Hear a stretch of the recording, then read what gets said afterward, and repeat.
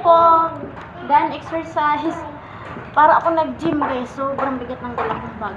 Galing po kami sa palengke at bumili po pala ako ng ayan o, para sa akin. That's my yummy.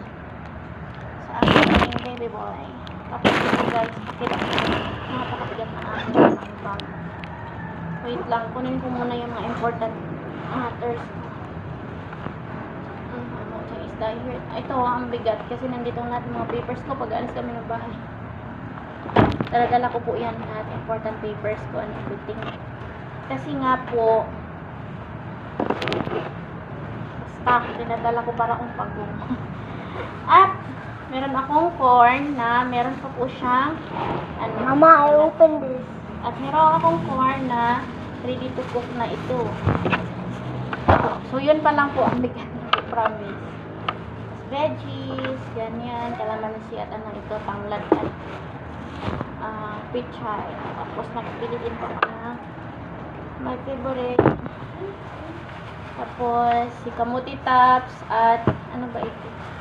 Mga dahon-dahon, okra, ganon.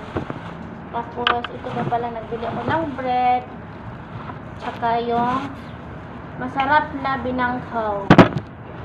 At hindi lang dyan nagkakasito, ito yung exciting part. Exciting part kasi isda. Ayan. Bigat nga guys. Bumili din po ako ng pusit. Natulog mo talaga siya.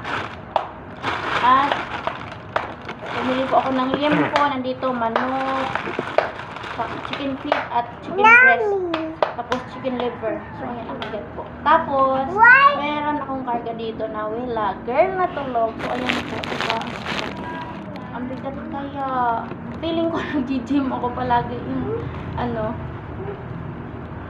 Kasi ang bigat ng bag ko sa likod. Nakaganyan ako. Kasi si Willa din. Dito siya sa harap ko. Tapos, hawak ko. Kailan ko hawakan si Chris? Like, all the time as much as possible. So, ganun ang nanay life ko po. Kailangan ko mamalingki para makakain ng healthy ang aking mga anak, hindi puro preservatives. So, ayun lang po. Thank you for watching. Thank you sa pagkita sa aking